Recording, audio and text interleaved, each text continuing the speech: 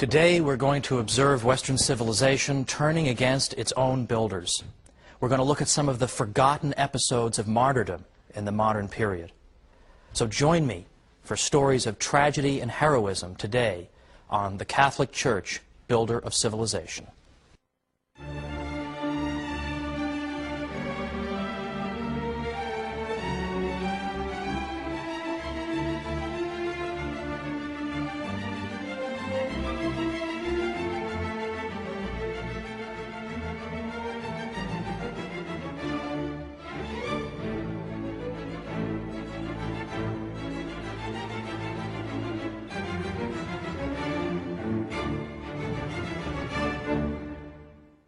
Welcome to the Catholic Church, Builder of Civilization. I'm Thomas Woods. Today we're talking about martyrdom, and we're talking about some of the forgotten episodes of martyrdom that have occurred within the Catholic world in the modern period. Some of them will be familiar to you, but others perhaps not. And yet each of them, it seems to me, should be known by everybody. Each of them would make an extraordinarily moving motion picture. And yet, nothing so far. That's a note to all you Catholic movie makers out there. There's no short supply of movies of great heroism. Now, I've chosen particular episodes that I think aren't especially well known or deserve to be better known. There are a great many others, and at the end of this episode I'm going to give you some reading suggestions. Because if you're like me, you just can't tell what you should be reading. You don't have 12 books by your bed or anything. You could always use a couple more. Well, I'm going to give you a couple at the end. But for right now, I want to go back to the 16th century and tell you briefly a story you may already know, but remind you of a figure you may have forgotten. And I want to talk about King Henry VIII. King Henry VIII of England would have been the last person people would have expected to persecute Catholics. After all, he wrote a book in defense of the Seven Sacraments in 1521 against Martin Luther. He had no sympathy for Martin Luther whatsoever. Now, I'm not going to go through the story of his annulment and his various marriages, because then we'd be here for a whole other series. But for now, we'll simply say that King Henry VIII wanted to annul his marriage, marry another woman, and the Pope did not approve it. But he did it anyway. And in fact, he took the church in England and broke it away from the church around the world, and declared that from now on, in the mid-1530s, that he, the King of England, would be the head of the Catholic Church in England. So the universality of the church around the world was threatened by, in effect, this self-imposed act of schism. So what happened after that? Well, of course, there were people who objected to this. What right do you have to do this? Is the annulment of your marriage valid? Is your power to claim that you are the head of the Catholic Church, is that something that has any roots in church history? Can we abide this? Now, many of you know about the story of St. Thomas More, the former Lord Chancellor who opposed what the king was doing and could not, in conscience, support him, and was executed. Now, St. Thomas More, in the year 2000, was declared by Pope John Paul II to be the patron saint of politicians, which I thought was a particularly mischievous move, meaning that politicians should, in effect, be so committed to their consciences and to the truth as to be willing to make the ultimate sacrifice for them. But there is a forgotten figure in this story, and that's Bishop John Fisher of Rochester. John Fisher was a diminutive figure. He was a very old man, and frail and sickly, and he was the one bishop who had the courage at that time to stand up and say that he could not accept what the king was doing. Now, there have been great times of heroism among Catholic bishops in the history of mankind. For example, during the French Revolution, Catholic bishops were exemplary in many cases. But here we had just the one example of John Fisher, and he was loved by everyone. And on that day when he came out of the Tower of London, holding his small Bible as they led him to be executed, the people gathered and watched, and he addressed them and said to the Catholic people that I had come here to die for Christ's Catholic Church. And he was executed. But my favorite part of this is a popular story that followed thereafter, because his head, Bishop John Fisher's head, was placed on a pike and placed along with the heads of some monks who had also resisted the king on London Bridge. Now, during his life, John Fisher had been very pale in complexion and indeed sickly looking. But in death, with his head on that pike, his face took on a reddish hue, such that he looked healthier and more alive than ever. In fact, this was such a spectacle that people began making small pilgrimages to visit his head, such that the government finally just had to take it down. I sure hope that story is true, because they deserved to be rebuked by John Fisher even in his death. Now, 400 years exactly after the deaths of these two great men, in 1935, they were canonized. And so we call them St. Thomas More and St. John Fisher. But I taught Western civilization at the college level in New York for 7 years. And I always looked for a good textbook. And the textbook always told us about the heroism of St. Thomas More. And of course, there's the wonderful movie, The Man for All Seasons. But I never found a single textbook that told us about the sacrifice of John Fisher, this glorious bishop who had been treated so badly by the regime, who had been maneuvered and manipulated into saying things that could be declared criminal and treasonous. His is an extraordinary witness, and we ought to have recourse to him very often. But even after the death of King Henry VIII in 1547, that wasn't the end of the troubles people had in England trying to follow the Pope. A couple years later, around 5,000 Catholics in England perished when the new king, Edward VI, took away their beloved Latin Mass. That was the great Western Rising that nobody's ever heard about. But coming closer to the present, I want to call to our minds the French Revolution. Because episodes in the French Revolution regarding the church are so vivid and so astonishing, you almost can't believe these things happened. In fact, most people don't even know about these events. But they are so astonishing and so almost subhumanly cruel that we can say almost with confidence that surely there was a diabolical aspect to them. The French Revolution began in 1789, and within a year, and indeed 2 years, the church found that her property was nationalized, which is a nice way of saying ripped away from her by the government. Priests were required to take oaths of loyalty to the new government. Not all did so, understandably. Monasteries were suppressed. And, by the way, they were suppressed on the grounds of religious freedom. So in the name of religious freedom, you cannot be free to be a monk. So you go figure that out. Well, this type of thing went on early on. This is the so-called moderate phase of the revolution. But as time went on, the revolution grew more and more explicitly anti-Catholic. In fact, by 1793, things had grown almost hysterically worse. 1793 to 1794, it's there that we see what became known as the Reign of Terror. And here, if you were a Catholic and were outspoken about it in some way, you could be in trouble just for that. You could be called a fanatic because you were found praying the rosary, or because you had sheltered a priest who had refused to take that oath of loyalty. There were terrible crimes carried out against ordinary Catholics, young men, sick and healthy, women and men together, children, all subject to the same terrible crimes. For example, the drownings at Nantes. Thousands of Catholics perished in the drownings at Nantes, which consisted of taking people in boats out into the River Loire, and then the tormentors in the boats would jump to other boats, and before doing so, they would open up holes in the initial boat so that the boat would sink and the people on it would drown. The man who carried this out, Jean-Baptiste Carrier, said, "Never have I had so much amusement as in seeing the last grimaces of priests as they die." Beyond the drownings at Nantes, we have the shootings at Angers.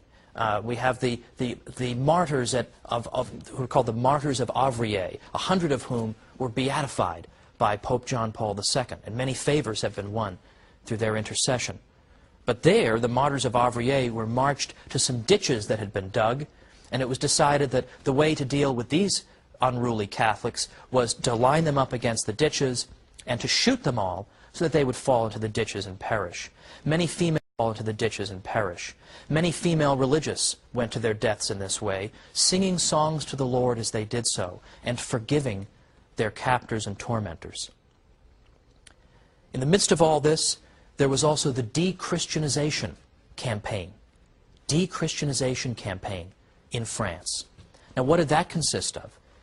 During the fanaticism of de-Christianization, a new calendar was introduced. Because, of course, if we want to de-Christianize the country, we certainly can't have a calendar dated from the life of Christ.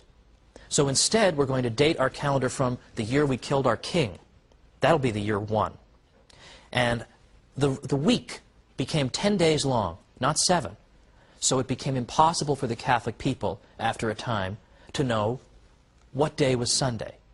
Well, thankfully, most people never adopted this silly calendar. But that was an example of the hostility toward the Catholic people. But beyond just that, bizarre ceremonies were carried out. Statues of saints were guillotined. The names of streets that had the word saint in them had the word saint removed. Churches were vandalized everywhere and property destroyed as an attempt to try to wipe out the Christian inheritance. In fact, even worship itself was discontinued in all but the remotest areas of the country. Here was de-Christianization.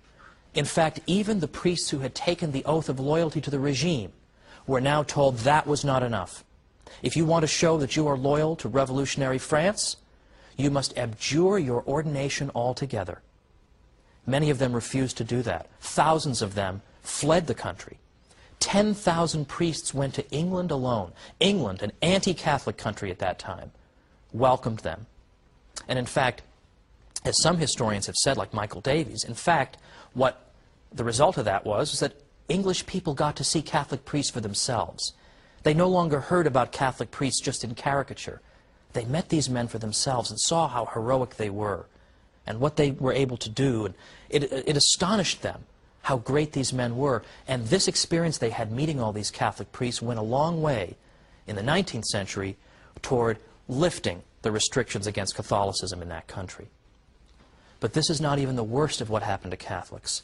A war of extermination was waged in the Vendée region of France, and this episode has been almost entirely forgotten.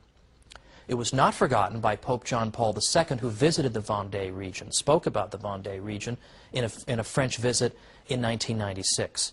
And when we come back, we're going to talk about those men and women, what the Pope had to say, and more examples of heroism when we come back to the Catholic Church, builder of civilization. So I'll see you in a minute.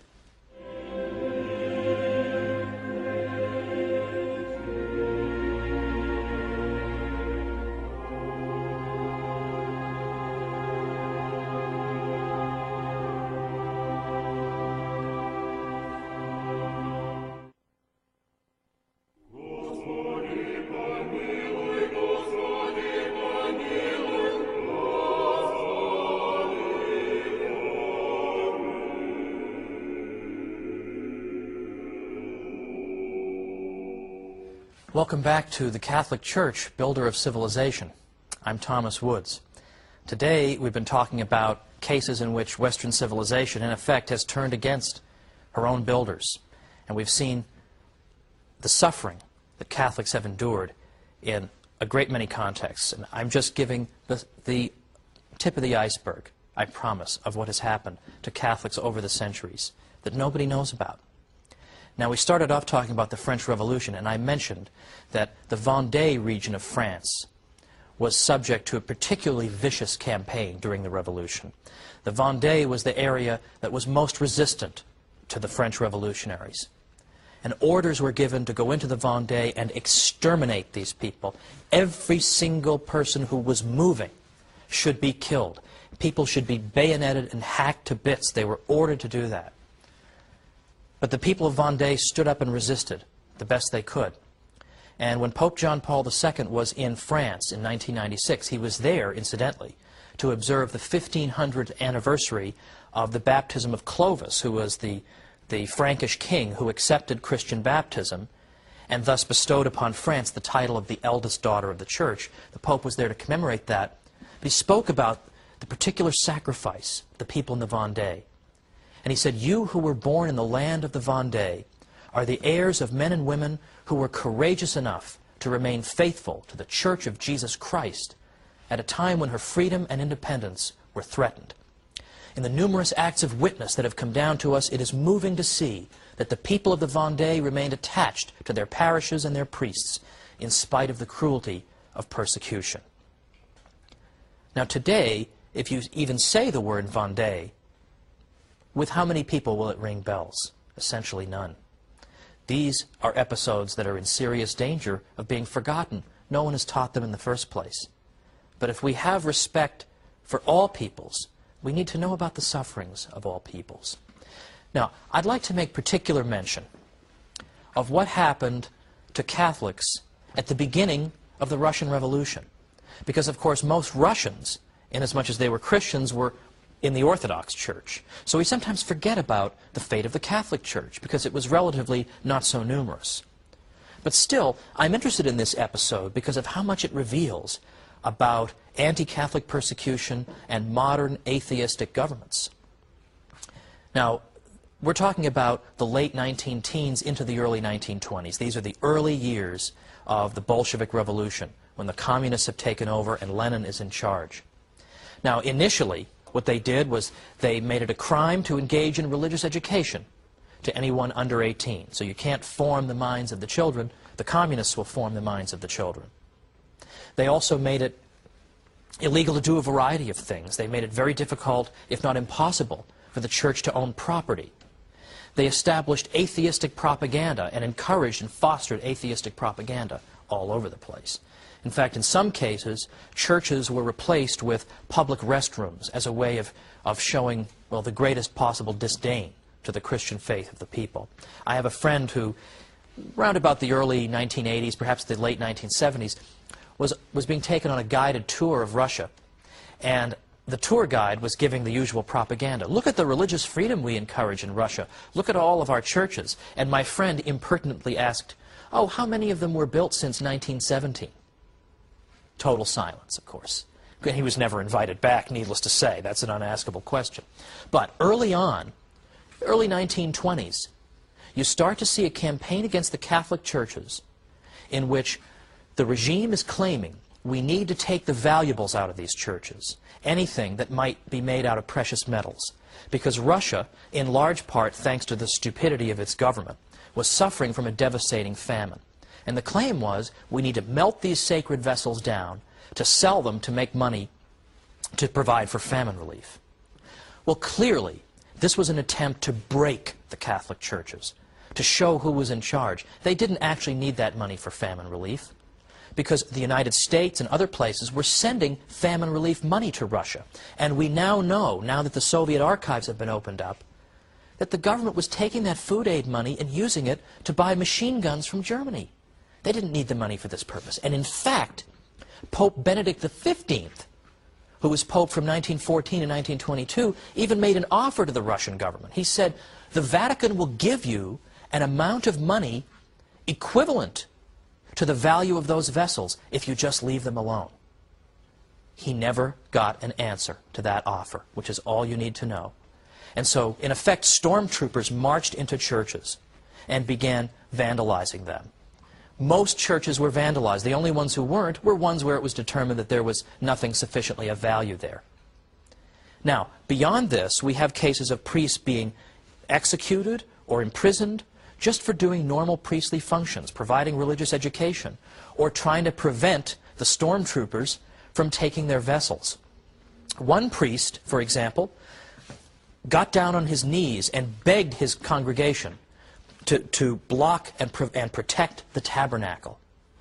He was tried and convicted of falling demonstratively on his knees. Did you know that was a crime? That's apparently a crime. And that reminds us that in these revolutionary regimes, there is no respect for law whatsoever. Law is what the judge says it is. In fact, in Russia, historian Richard Pipes says Russia was the first country on earth to ever outlaw law. That if you wanted to be a judge in Russia, all you needed to do was be literate. You didn't have to have any legal training. You didn't have to have any legal training, because we don't need legal training. We don't need previous precedent and previous law.